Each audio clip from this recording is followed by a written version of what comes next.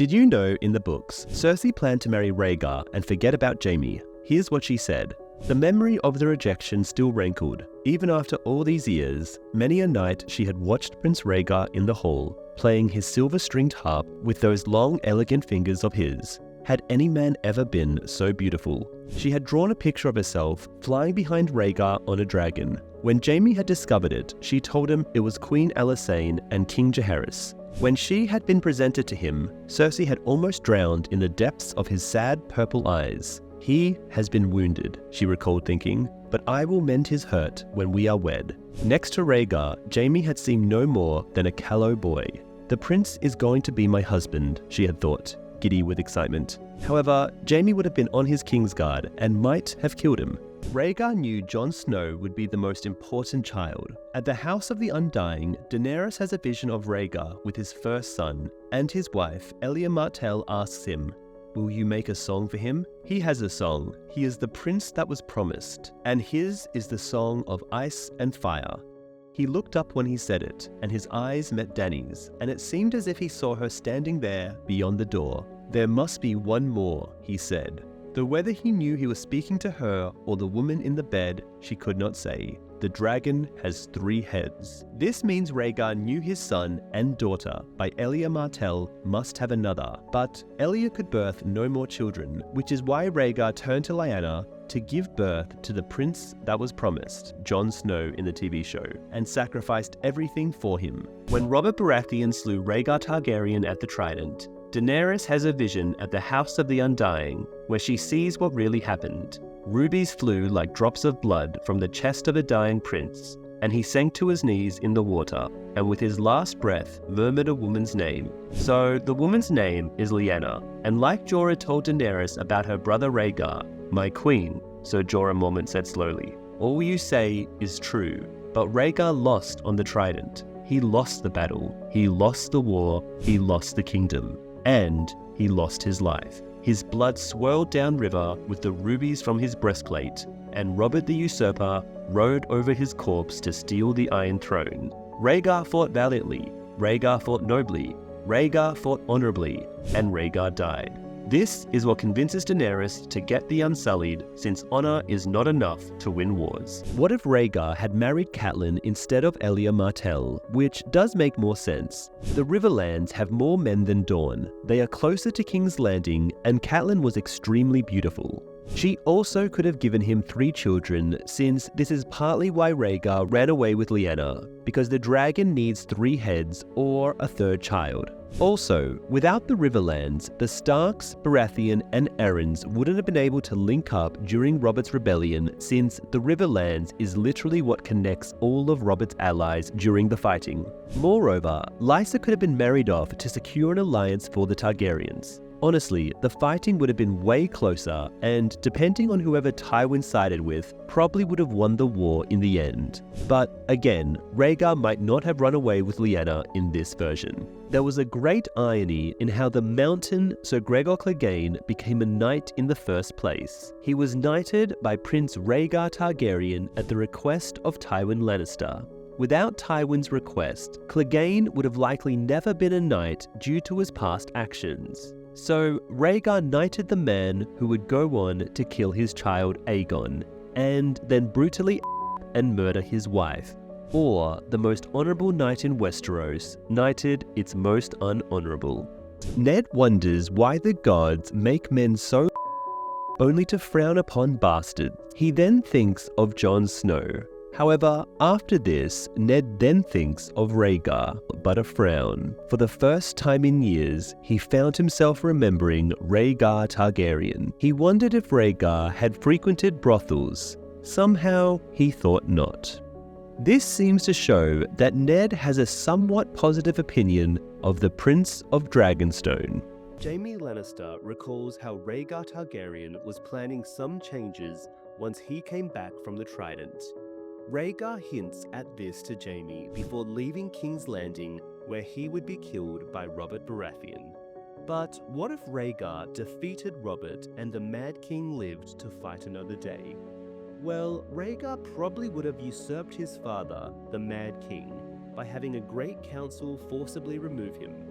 Evidence for this comes from theories that the tourney of Harrenhal was a scheme to overthrow Aerys, who got word of it from Varys and attended the tourney to stop the lords and Rhaegar from plotting his forcible abdication. But then Rhaegar got distracted by Lyanna and devoted his time to her rather than overthrowing his father, which led to the downfall of the Targaryen dynasty. What if Rhaegar Targaryen didn't cause Robert's rebellion? Since we know Lyanna Stark willfully departed with him, wouldn't it make sense for them to send a raven to avoid all the confusion? Or what if they did send a raven, but someone like Varys intercepted it and went on to spread fear in the Mad King that he was about to be overthrown by Rhaegar, making him even more mad? The reason is that it would destroy the Targaryens from within and help Varys, a theorized Blackfyre loyalist, eventually install young Griff on the throne down the line. This would explain why he tried to persuade the Mad King not to let Tywin into King's Landing, because he knew if he did it, it would be the downfall of Targaryen power in Westeros, and he wanted Mad Viserys to become king before young Griff would overthrow him. Dany asked would Rhaegar use slaves to try and win his battles. "My queen," Jorah said slowly, "all you say is true. But Rhaegar lost on the Trident. He lost the battle, he lost the war, he lost the kingdom, and he lost his life. His blood swirled downriver with the rubies from his breastplate, and Robert the Usurper rode over his corpse to steal the Iron Throne. Rhaegar fought valiantly, Rhaegar fought nobly, Rhaegar fought honorably, and Rhaegar died. What if Rhaegar Targaryen had beaten Robert Baratheon at the Trident? One swing of Robert's warhammer changed the fate of Westeros forever. But imagine if it had gone the other way. No Robert on the Iron Throne, no Baratheon rebellion. The Targaryen dynasty would have continued, with Rhaegar as king and his father, the Mad King, likely pushed aside. Some say Rhaegar was a thoughtful, just man who loved music, prophecy, and the people. Others argue he was obsessed with destiny, willing to start a war over a vision. Would his reign have brought peace and stability, or would the realm have burnt just the same, only under dragon banners instead of stags?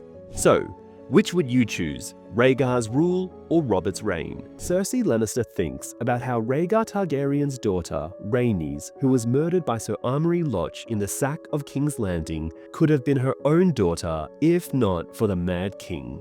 Marjorie's clumsy attempts at seduction were so obvious as to be laughable. Tommen is too young for kisses, so she gives him kittens. Cersei rather wished they were not black though.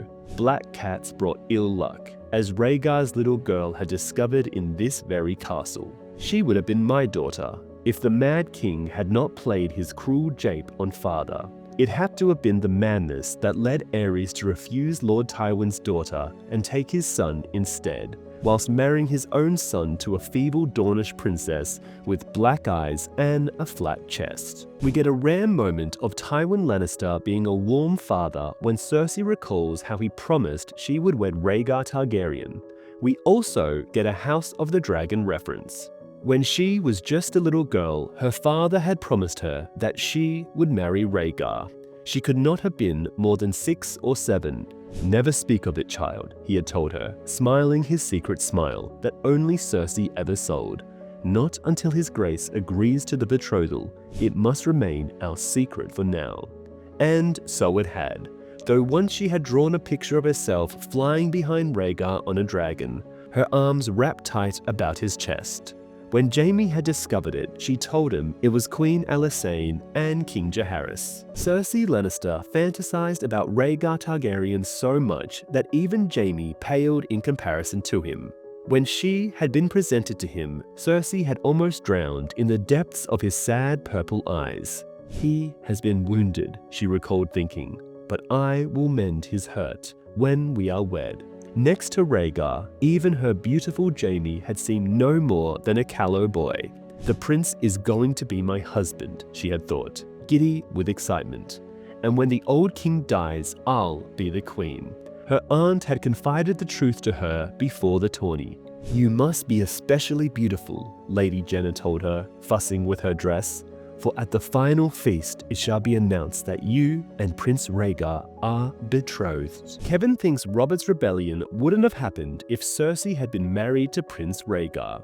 Kevin thinks to himself, if Aerys had agreed to marry her to Rhaegar, how many deaths might have been avoided?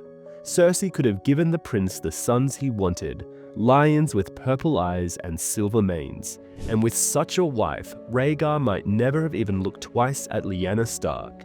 The northern girl had a wild beauty, as he recalled, though however bright a torch might burn, it could never match the rising sun. But it did no good to brood on lost battles and roads not taken. That was a vice of old Done men, and tonight his own road would take him to his niece's chambers and face to face with Cersei. I have no reason to feel guilty, Sir Kevin told himself. Tywin would understand that surely. It was his daughter who brought shame down on our name, not I. What I did for the good of House Lannister. Tyrion figured out that young Griff is the son of Rhaegar Targaryen, heir to the Iron Throne. The boy looked to Griff. He knows who I am. If I did not know before, I would now, Tyrion thought before saying. The blue hair makes your eyes seem blue. That's good. And the tale of how you color it in honor of your dead Tyroshi mother was so touching it almost made me cry. Still, you have noble features for a dead boy. The boy flushed.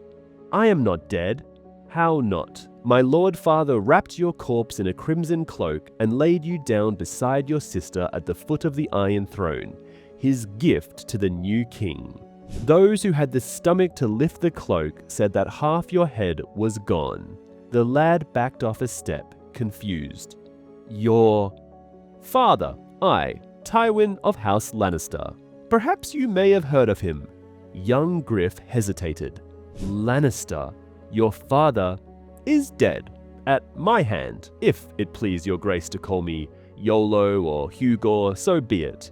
But know that I was born Tyrion of House Lannister, true-born son of Tywin and Joanna, both of whom I slew.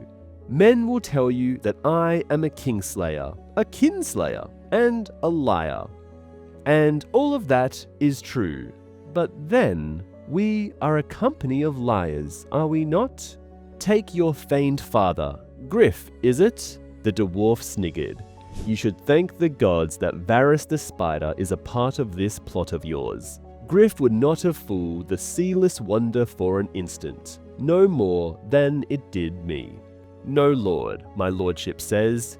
Just saying a thing does not make it true. Who's better to raise Prince Rhaegar's infant son than Prince Rhaegar's dear friend, Jon Connington, once Lord of Griffin's Roost and Hand of the King. Rhaegar's son, Aegon Targaryen, wanted to marry Daenerys, but Tyrion convinces him that Daenerys might not take him as her equal. Tyrion says, and the singers will make much of your escape once you take the Iron Throne, assuming that our fair Daenerys takes you for her consort. She will. She must. Must. Tyrion made a tisking sound. That is not a word queens like to hear. You are her perfect prince, agreed, bright and bold and comely as any maid could wish. Daenerys Targaryen is no maid, however. She is the widow of a Dothraki Khal, a mother of dragons, and sacker of city, Aegon the Conqueror with teats. She may not prove as willing as you wish. She'll be willing. Prince Aegon sounded shocked. It was plain that he had never before considered the possibility that his bride-to-be might refuse him. You don't know her, the dwarf shrugged. I know that she spent her childhood in exile, impoverished, living on dreams and schemes, running from one city to the next, always fearful, never safe, friendless but for a brother who was by all accounts half mad, a brother who sold her maidenhood to the Dothraki for the promise of an army. I know that somewhere out upon the grass her dragons hatched, and so did she. I know she is proud. How not? What else was left but her pride? I know she is strong. How not? The Dothraki despise weakness. If Daenerys had been weak, she would have perished with Viserys. I know she is fierce. Yunkai and Meereen are proof enough of that. She has crossed the grasslands and the Red Waste, survived assassins and conspiracies and fell sorceries, grieved for a brother and a husband and a son, trod the cities of the slavers to dust beneath her dainty sandaled feet. Tyrion helped cause the second dance of the dragons between Daenerys and Rhaegar's son Aegon by telling the young prince, "Now, how do you suppose this queen will react when you turn up with your begging bowl in hand and say, 'Good morrow to you, auntie. I am your nephew, Aegon, returned from the dead. I've been hiding on a pole boat all my life, but now I've washed the blue dye from my hair and I'd like a dragon, please. And oh, did I mention, my claim to the Iron Throne is stronger than your own.'" Aegon's mouth twisted in fury. "I will not come to my aunt a beggar. I will come to her a kinsman, with an army. A small army." There, that's made him good and angry. The dwarf could not help but think of Joffrey. I have a gift for angering princes. Queen Daenerys has a large one, and no thanks to you. Tyrion moved his crossbows. "Say what you will, she will be my bride. Lord Connington will see to it. I trust him as much as if he were my own blood. Perhaps you should be the fool instead of me. Trust no one, my prince. Not your chainless maester, not your false father, not the gallant duck, nor the lovely Lemore, nor these other fine friends who grew you from a bean. Above all, trust not the cheesemonger, not the spider, nor this little dragon queen you mean to marry. All that mistrust will sour your stomach and keep you awake by night, it's true. But better that than the long sleep that does not end." Tyrion convinced Rhaegar's son, Aegon, to invade Westeros without Daenerys because he knows King's Landing is weak under his sister's rule. "But what do I know? Your false father is a great lord, and I am just some twisted little monkey man. Still, I do things differently." That got the boys' attention. How differently? "If I were you, I would go west instead of east, land in dawn and raise my banners. The Seven Kingdoms will never be more ripe for conquest than they are right now. A boy king sits the Iron Throne. The north is in chaos. The Riverlands are devastations. A rebel holds Storm's End and Dragonstone. When winter comes, the realm will starve. And who remains to deal with all of this? Who rules the little king who rules the Seven Kingdoms? Why, my own sweet sister. There is no one else. My brother Jaime thirsts for battle, not for power. He's run from every chance he's had to rule. My uncle Kevin would make a passably good regent if someone pressed the duty on him, but he will never reach for it. The gods shaped him to be a follower, not a leader. Well, the gods and my Lord Father. Mace Tyrell would grasp the scepter gladly, but my own kin are not like to step aside and give it to him. And everyone hates Stannis. Who does that leave? Why, only Cersei. Westeros is torn and bleeding, and I do not doubt that even now, my sweet sister is binding up the wounds with salt. Cersei is as gentle as King Maegor, as selfless as Aegon the Unworthy, as wise as Mad Ares. She never forgets a slight, real or imagined. She takes caution for cowardice and dissent for defiance. And she is greedy. Greedy for power, for honor, for love. Tyrion explains to Rhaegar's son Aegon how Cersei has undone all of Tywin's work to keep Tommen on the Iron Throne and how to undo them. Tyrion says, Tommen's rule is bolstered by all of the alliances that my Lord Father built so carefully. But soon enough, Cersei will destroy them. Every one. Land and raise your banners, and men will flock to your cause. Lords great and small folk too. But do not wait too long, my prince. The moment will not last. The tide that lifts you now will soon recede. Be certain you reach Westeros before my sister falls and someone more competent takes her place." "But," Prince Aegon said, "without Daenerys and her dragons, how could we hope to win?" "You do not need to win," Tyrion told him. "All you need to do is raise your banners, rally your supporters, and hold until Daenerys arrives to join her strength to yours." "You said she might not have me." "Perhaps I overstated. She may take pity on you when you come begging for her hand," the dwarf shrugged. "Do you want to wager your throne upon a woman's whim? Go to Westeros, though. Then you are a rebel, not a beggar. Bold, reckless, a true scion of House Targaryen, walking in the footsteps of Aegon the Conqueror, a dragon. I told you, I know our little queen. Let her hear that her brother Rhaegar's murdered son is still alive, that this brave boy has raised the dragon standard of her forebears in Westeros once more, that he is fighting a desperate war to avenge his father and reclaim the Iron Throne for House Targaryen, hard pressed on every side, and she will fly to your side as fast as wind and water can carry her. You are the last of her line, and this mother of dragons, this breaker of chains, is above all a rescuer. The girl who drowned the slavers' cities in blood rather than leave strangers to their chains can scarcely abandon her own brother's son in his hour of peril. And when she reaches Westeros and meets you for the first time, you will meet as equals, man and woman, not queen and supplicant. How can she help but love you then, I ask you?" What was Rhaegar Targaryen doing before the events of Robert's Rebellion?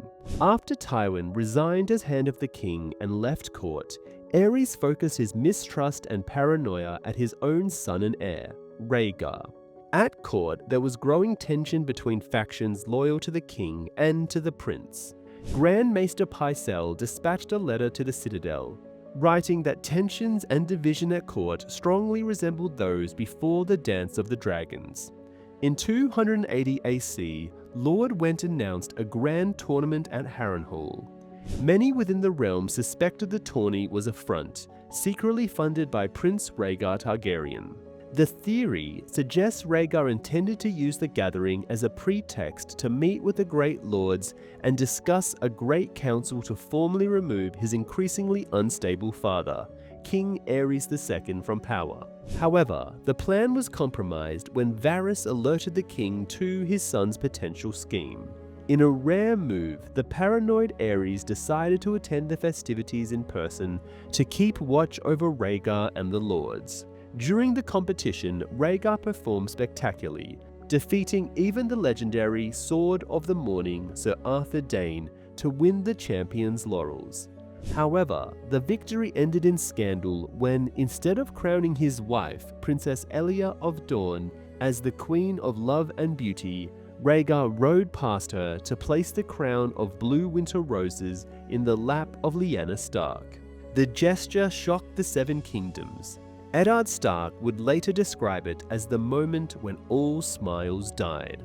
Within a year, Rhaegar's apparent abduction of Lyanna, whether motivated by prophecy, love, or politics, ignited Robert's Rebellion and sealed the ultimate doom of House Targaryen. The dawn of Robert's Rebellion saw Prince Rhaegar Targaryen largely absent, probably with Lyanna Stark at the Tower of Joy in the Red Mountains of Dorne. When King Aerys II dispatched Sir Gerald Hightower to retrieve him, Rhaegar finally returned to the Crown Lands to take command of the Targaryen forces following Jon Connington's defeat at the Battle of the Bells. He left 3 of his most formidable Kingsguard, Hightower, Arthur Dayne, and Oswell Went, to guard the tower. Rhaegar would then go die at the Battle of the Trident with Lyanna's name on his lips, and his body was traditionally cremated. This is how Rhaegar's son, Aegon, convinced the Golden Company to overthrow Tommen and Cersei and put himself on the Iron Throne. Aegon says, "Daenerys is Prince Rhaegar's sister, but I am Rhaegar's son. Why should I go running to my aunt as if I were a beggar? My claim is better than her own. Let her come to me in Westeros." Franklin Flowers laughed. I like it. Sail west, not east. Leave the little queen to Meereen and seat Prince Aegon upon the Iron Throne. The boy has stones, give him that." The Captain General looked as if someone had slapped his face. "Has the sun curdled your brains, Flowers? We need the girl. We need the marriage. If Daenerys accepts our princeling and takes him for her consort, the Seven Kingdoms will do the same. Without her, the Lords will only mock his claim and brand him a fraud and a pretender." "By now, the Lion surely has the dragon's scent," said one of the Coles. "But Cersei's attention will be fixed upon Meereen and this other queen. She knows nothing of our prince. Once we land and raise our banners, many and more will flock to us." "Some," allowed homeless Harry. "Not many.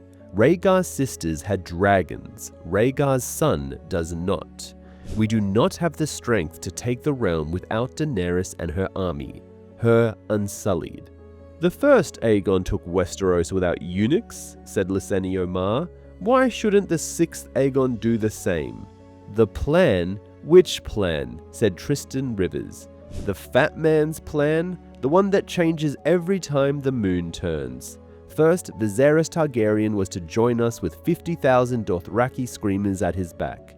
Then the beggar king was dead, and it was to be the sister, a pliable young child queen who was on her way to Pentos with 3 new hatched dragons.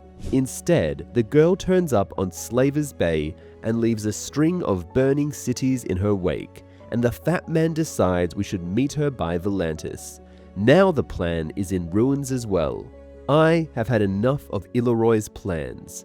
Robert Baratheon won the Iron Throne without the benefit of dragons. We can do the same." There is a theory that it wasn't Rhaegar who went after Lyanna, but the other way around. This is because Lyanna didn't want to marry Robert Baratheon and saw him as her captor, not a husband. And Lyanna convinced Rhaegar to run away with her because he was obsessed with prophecy, and together they could birth the prince that was promised. So there was actually nothing romantic about Robert rebelling to be with Lyanna, since she even told Ned she didn't want to be with him.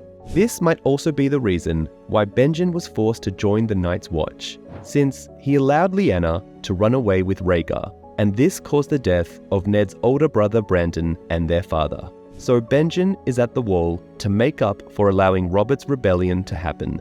Lyanna is described very differently depending on who you ask. Maester Yandel describes her as a wild and boyish young thing. Kevin Lannister recalls Lyanna as having a wild beauty about her. According to Ned, Lyanna has been a child woman of surprising loveliness, and says Arya, with her brown hair, long face, and grey eyes, resemble Lyanna in appearance the most. Marjorie Tyrell is believed by Renly to resemble Lyanna, though Ned disagrees. Cersei is described by some as more beautiful. Lyanna is said to have the wolf blood by her father, Rickard Stark.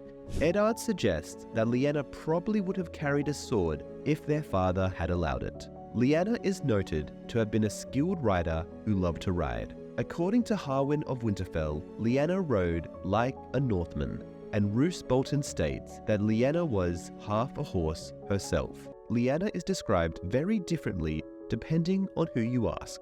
Maester Yandel describes her as a wild and boyish young thing. Kevin Lannister recalls Lyanna as having a wild beauty about her. According to Ned, Lyanna has been a child woman of surprising loveliness, and says Arya, with her brown hair, long face, and grey eyes, resemble Lyanna in appearance the most. Marjorie Tyrell is believed by Renly to resemble Lyanna, though Ned disagrees. Cersei is described by some as more beautiful. Lyanna is said to have the wolf blood by her father, Rickard Stark.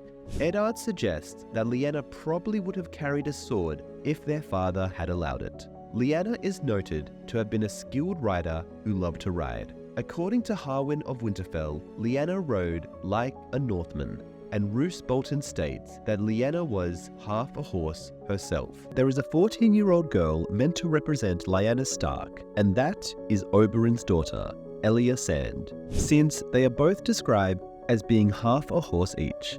Arya is told by Harwin, "You ride like a Northman, my lady. Your aunt was the same." Meanwhile, Elia is described as the girl was made for horses, which might be why she often smelled like one, to the despair of her mother.